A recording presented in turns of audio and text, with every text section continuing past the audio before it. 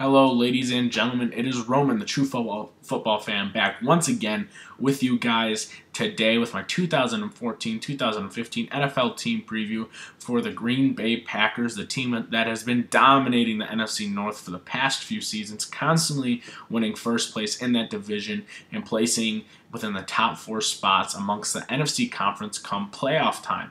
So, the Green Bay Packers, what an interesting season they had last season. They went 8-7-1 with a tie against the Minnesota Vikings, their division rivals, and they made the playoffs. They played the 49ers in the first round. I predicted them to beat the 49ers, but they struggled and they lost towards the end of the game. It's too bad, so sad, but the Green Bay Packers are coming back with some revenge. They made some great pickups. They had a pretty decent draft.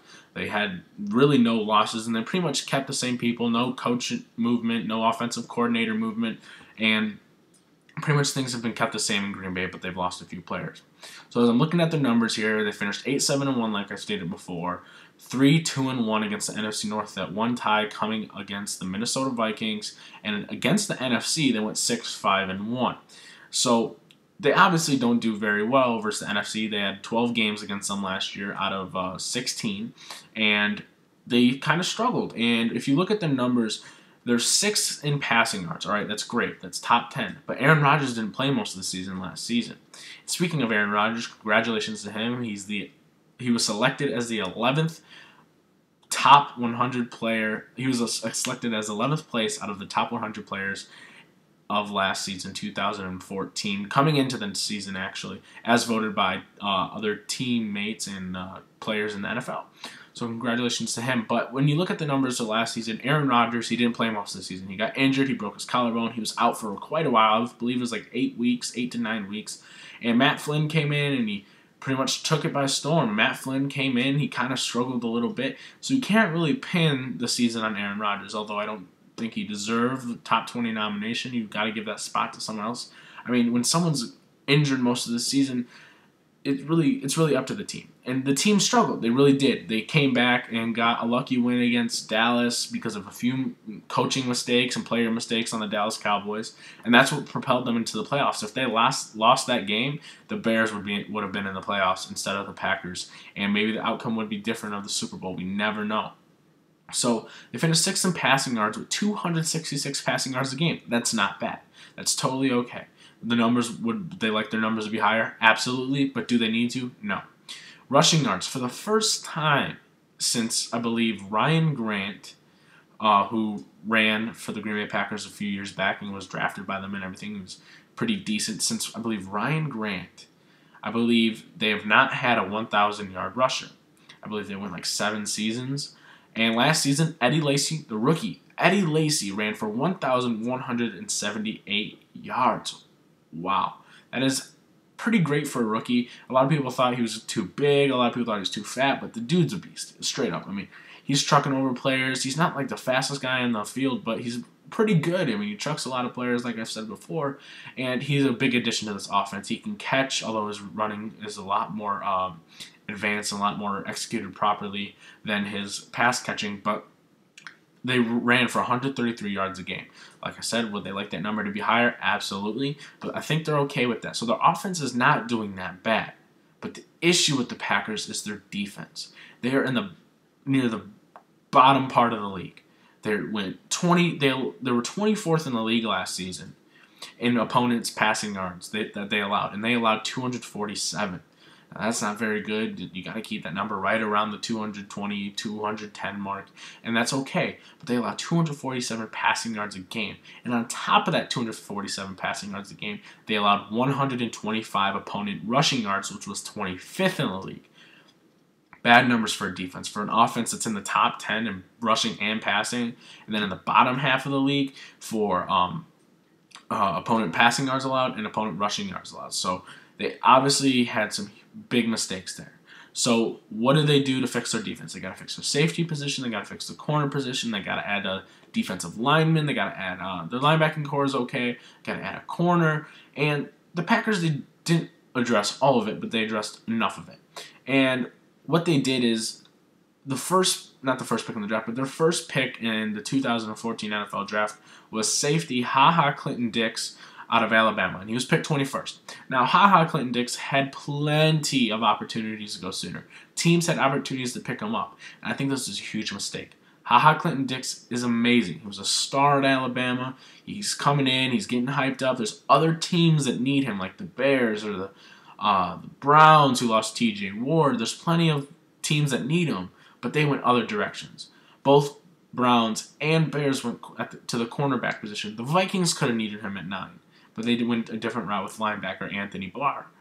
So the Bears missed out and grabbed, I believe it was Kyle Verrett out of Virginia Tech, and the Browns went with Justin Gilbert. Great picks, but I think they needed to address the safety position because that's where they got torched on the field most. The Bears lost the last game of the season against the Packers, which led them into the playoffs with the blown coverage by why am I forgetting his name? I'm forgetting his name, but I'll remember it sooner or later. But the Browns, they lost T.J. Ward to the Broncos, and I think they needed a safety position. He could have totally gone sooner. Clinton Dix is a great pick. So to fall to 21 is huge. I thought the Packers might have traded up for him, but I guess they figured, oh, he'll fall to us for sure at pick 21, although there were plenty of teams that could have taken him. I think this kid's going to be a star. It was a great pickup by the Packers, no doubt in my mind. Then when we go to the second round, pick 53, the Green Bay Packers select Davante Adams, which was the 53rd overall pick out of Fresno State. Now, the Packers kind of do need a receiver, but they also need a tight end. Andrew Corliss isn't coming back, and I believe they lost Jermichael Finley to the Raiders. Now, Andrew Corliss could be coming back, but he's not very reliable. He's always getting injured, or he's not playing very well, and I think they needed another receiver and someone to add. And Davante Adams is not the greatest receiver in the draft, obviously, but they got what they could get in the second round. And it was a good pick. I really think it was, worth it. They got Jordy Nelson, Randall Cobb, and now you can have Davante Adams come in at a slot position. Randall Cobb and Jordy Nelson are going to run the 1 and 2 receivers. And to give Aaron Rodgers another weapon is huge. So I don't know if this guy's going to be a complete star at all. He could be a complete nobody. But I think they did the right thing by grabbing a receiver, second pick in the draft, or their second pick in the draft.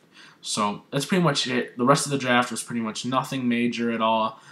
These are the two that stood out in my eyes. Clinton Dix, safety out of Alabama, which they needed immensely. I mean, when you look at their numbers, poor defense, very poor passing defense, and it showed all season last season, all 16 games. And then wide receiver Davante Adams is a great pickup. They needed a third receiver. They've got their 1 and 2, great 1 and 2 already. They've got Randall Cobb, the speedster, who can catch extremely well, but he needs to stay healthy. You've got Jordy Nelson, who's a great receiver as well. He's got the hands, but he's not super duper fast.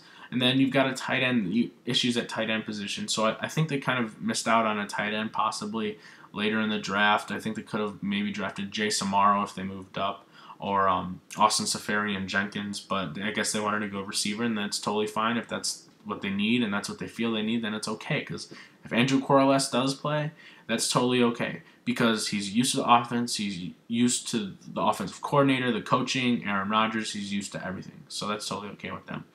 Now, the Packers re-signed fullback John Kuhn to a 1-year contract. This is huge. John Kuhn is a beast. He's probably my favorite linebacker in the NFL. So when they need him at the goal line, and then you've also got Eddie Lacy, another big running back, and you bring in your fullback John Kuhn, and you can hand it off to either running back. If you've got 2 running backs behind you, if you've got 2 backs, you can have Eddie Lacy in front and John Kuhn in the back, and defensive linemen or defensive coordinators, whoever's calling out the plays, might not know who will be getting the ball. You can hand it off to anyone if you're on the goal line, if you're at the 5-yard line, the 6, 7, 8-yard line to John Kuhn, Eddie Lacy, Eddie Lacy trucks people. So re-signing John Kuhn for another year is great. I wish they could have signed him for a little bit longer. I think he fits very well in Green Bay with what they've got going there on the running game to allow, being a blocker if they hand it off to Lacy, being a great goal line running back. So I think that was a great contract to give to John Kuhn. I mean, it's only a year. Does he deserve more? I don't know. Probably want to save up cap space for other players, so that's understandable. They also re-signed QB Matt Flynn. Now, this is a good pickup. Why? Because Aaron Rodgers has was not healthy last season. Obviously, he broke his collarbone, and then the year before that, he had a few issues, I believe, in his feet, like in his ankles, his shoulder. I think he had an issue with 2 years ago. So to have Matt Flynn there, Matt Flynn is used to the Packers. He's been there. He was drafted by them. He's been sitting behind Aaron Rodgers for like all of his career. So Matt Flynn is totally okay with that, re-signing him. I think that's great. If Aaron Rodgers gets hurt again, bring back Matt Flynn, and he'll be there. He'll be there to shine. He'll be there to throw the ball to your receivers. He'll be there to hand the ball off. He doesn't make the best decisions, and he's had, one big game and then one really crappy game and another big game and like 4 really crappy games. So he's not very consistent, but the Packers need him. They need him. They need someone that's used to the offense, and they didn't want to draft a rookie and waste a draft pick. That's a smart move by the Green Bay Packers and Mike McCarthy over there in Green Bay. They re-signed B.J. Raji, the defensive tackle. Huge re-signing him is awesome. B.J. Raji is amazing. They re-signed James Starks, running back, to back up Eddie Lacy. James Starks is more of like the faster type of running back, but he's not not good at all. James Starks is he's fumbled the ball before in big situations, and he's had issues with ball security, but he should be all right. I mean, backing up Eddie Lacy is where he needs to be, and re-signing him just in case Lacy gets hurt, because he wasn't very healthy last season either. So James Starks there, great, that's fine. Re-signing him is awesome. And then they re-signed cornerback Sam Shields, which is awesome. They need someone that's used to the defense, that Dom Capers defense, and having Sam Shields there is totally cool, because if you bring in another corner that's got to get used to the defense and used to how, the playbook, and then they're going to have issues on defense again and end up 24th and 25th in the league again for passing and rushing yards allowed.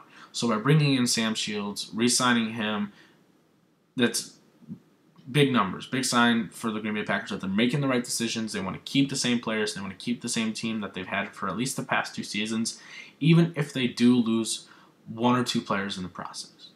And the big free agent signing for the Green Bay Packers, one of the biggest free agent signs of the entire offseason so far, was signing defensive end Julius Peppers. One downside to Julius Peppers, he's 34 years old. He's got about 4 years left in the league at max. He's getting towards the end of his run. Now, we've seen players shine in their mid-30s, but those are mainly quarterbacks. You've got your Drew Brees, Peyton Manning, Tom Brady. But this signing of Julius Peppers is great. He played a few years in Chicago, the division rival, the biggest rivalry, in my opinion, in the NFL, the Packers and Bears. So with Julius Peppers coming to play for the Packers and facing the Bears twice a year, that's huge. That is a great pickup. The Bears lost him. The Packers picked him up, but then the Bears replaced him with Jared Allen from the Vikings, another division rival. So there's lots of moving around there in the NFC North, free agent-wise, player-wise. But signing Julius Peppers is great. He's an awesome defensive tackle. He's incredibly fast. He's incredibly strong, and he can swim around the players and sack the quarterback. He's a great defensive tackle. He's a great leader on that defensive line. We've seen it before when he played with the Panthers and when he played with the Bears. So by coming to Green Bay, this is what Green Bay needed. This is what they needed to not allow 125 rushing yards a game.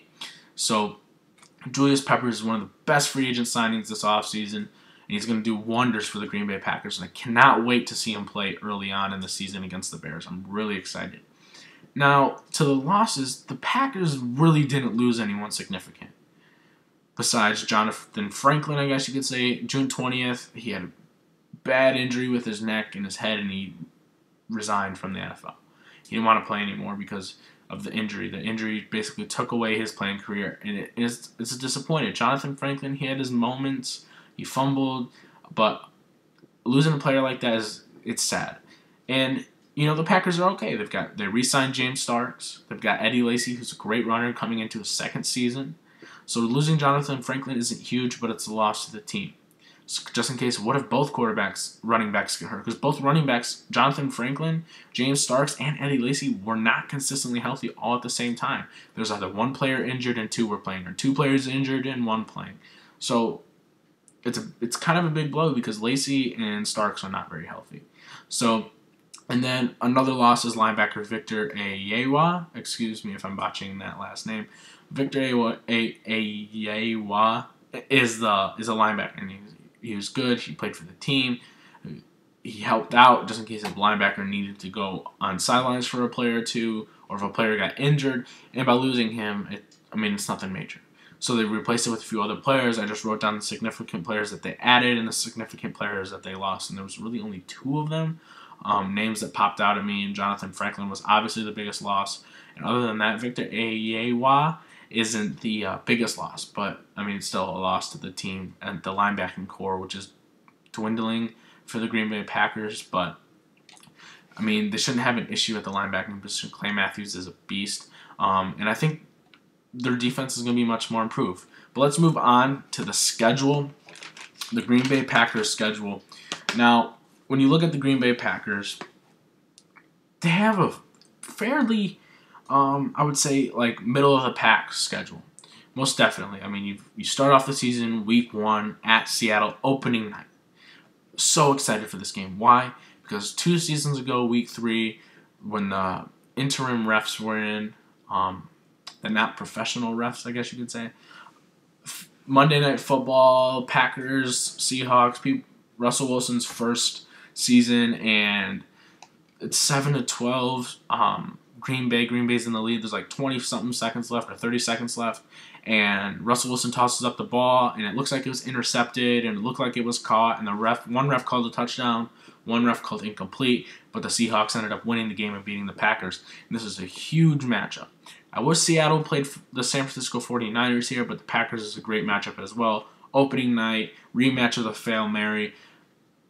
I'm excited, especially since it's the opening game of the season. Each day is getting closer. I think we're like 66, 67 days away from the season now. So each and every day I'm getting more and more excited for this opening night game. But Seattle will take that game. Seattle's way too dominant at home. Green Bay's not the greatest away team in the NFL. So I think Seattle gives them the first loss of the season in the first week, on the first game of the season, on the first day of the 2014-2015 NFL season. Week 2, they go back home. They play the Jets. That's a win. Week 3, they're at Detroit, then at Chicago. They're going to lose 2 in a row. They don't play very well away. Versus the Vikings, they come back home. That should be a win. That's Thursday night. And going back to that Week 4 game at Chicago, Julius Peppers returns to Chicago and faces his former team. Week 5 versus the Vikings is a win there. Thursday night football, I'm not super intrigued. I don't like when the Vikings play on Thursday night. They tend to play really, really bad. Week 6, they go to Miami and play the Dolphins. Should be a win there. And then Week 7, they play the Panthers. Should be a loss here. I think the Panthers are way too good. I think the Panthers are a great team. I think they're going to do great this season. I'm high hopes for them. The only issue they have is that offense, but that defense is stellar. If you want to make it a headline for that game, Julius Peppers returns to the team that he got drafted by. But I think they lose there. And then Week 8, right before the bye week on Sunday Night Football, easily one of the best matchups in the NFL. Every season they play. And that's the Green Bay Packers at the New Orleans Saints on Sunday Night Football. I'm so glad I get to see this game live. Sunday Night Football on NBC. Allie and Chris having fun on TV. So I'm very, very excited for this game. But I think New Orleans is just too dominant at home. And Green Bay's not a very good away team. So New Orleans is going to take it here. And the Packers will be sitting at 3-5 before their bye week, excuse me. So Week 9, they have a bye week. They come back and beat the Bears, the Eagles, and the Vikings 3 in a row. That Bears game after the bye week is on a Sunday night. And the Packers tend to play very well after their bye week, and they should win that game on Sunday Night Football. Then they beat the Eagles, like I said, at home, and then they go at Minnesota, and they win there. And then they have 2 tough games in a row. Week 13, they're at Patriots at home. The Patriots are good home and away, and once it's towards the latter half of the season, when it starts getting colder in November and December, the Patriots really step up their game. And since it's in Green Bay, it's going to be colder than New England, or just about the same. So I think it'll be a great game. It might get switched to Sunday Night Football. I hope it does, so I can see this game and watch it. But I think the Patriots take it here. I think they just edge them out just barely towards the end of that game within the final few minutes. And then Week 14, they play the Falcons Monday night. Now, the Falcons had a very disappointing season last season, but I think they're going to come back and have a great season. I think they're going to beat the Packers. The Falcons always tend to. When it's in Green Bay anyways. The Green Bay always seems to falter against the Falcons at home. And then they go Week 15 at the Bills, Week 16 at the Buccaneers, and Week 17 at home to end the season against the Lions, and they'll get 3 straight wins there. The Bills is a no-brainer. The Buccaneers, it's going to be a close game. Lovie Smith knows the Packers very, very, very well. I think that game is very, very intriguing and definitely on my radar. I'm really excited to look forward to that Week 16 game between the Packers and Buccaneers. I think it's going to be a close game, but I think the Packers edge out the Buccaneers that week. And then Week 17, they play the Lions at home. And Lions and Packers, they always duke it out. Always. Past 2-3 seasons, they've always been fighting. And towards the end of the game, the Lions end up choking, and the Packers usually win. The Lions are used to a dome. It's going to be cold in Green Bay, but I think the Packers take the win there. And that ends their season at 9-7. Last season they went 8-7-1. It's about the same. And the only major addition besides Clinton Dix and Julius Peppers is really no one major. They pretty much brought back the same team. They made no coaching changes, no GM changes, no quarterback changes, no running back, no receiver. They just added Clinton Dix and Julius Peppers, which are really going to affect their team. Now, could this mean that they'll get the first in opponent passing yards allowed? Possibly. First in opponent rushing yards. Anything's possible in the NFL. So, are they going to jump up that high? No, I think it's just too much of the same team. Now, losing Jonathan Franklin, no big deal. Victor Ayewa, no big deal. They didn't really lose anyone. It's just pretty much the same team as last season, except with a slightly tougher schedule. They face Seattle. That's going to be a loss. You've got Chicago twice a year. I think Chicago's really good. I think they've got a great squad over there in Chicago. New Orleans, Carolina, the Philadelphia Eagles, the Patriots, the Falcons, the Buccaneers, the Lions twice a year. So I think it's going to be a pretty rough year. I think they're going to go about even, and I think the reign of the Packers in the NFC North is over. I said it last year, but I think it's going to for sure happen. I think the Bears are going to go 10-6. The Packers are going to go 9-7. Those are the 2 out of the 4 teams in the NFC North I have so far. I hope you guys enjoyed this video. Put a lot of time and effort. I have everything written down. I've got the Lions down, the Vikings, the Packers, and the Bears. I've got it all written down in front of me, their stats, their numbers, their records, where they'll place in the NFC North, because I've already finished where they're going to place in the NFC North. And this is so fun to do. I love doing this. Football runs through my blood all day, every day. It's all I do. I pop on NFL Network. I record the Super Bowls. I record NFL Total Access. I love football. So by doing this, this is for you guys, not for me. This is for your entertainment, not mine. So if you like the video, go ahead and hit that like button. Turn that gray like button to shiny green, just like the Green Bay Packers, as a matter of fact. And if you hated this video, go ahead and hit that dislike button. That is your opinion, not mine. I will not judge you. And if you haven't subscribed already, hit that subscribe button and keep updated with all things football. And look forward to more of these 2014, 2015 NFL team previews. Up next will be the Detroit Lions. Down in the comments below, go ahead and tell me if you enjoyed the video, if you completely hated the video, and give me your thoughts on how the Packers season is going to play out. And make sure you make valid points, because when people don't, it makes me angry. So, ladies and gentlemen, I hope you enjoyed this video. Get this video around, share it on Facebook, Twitter, whatever floats your boat. Maybe you want to share it on Instagram.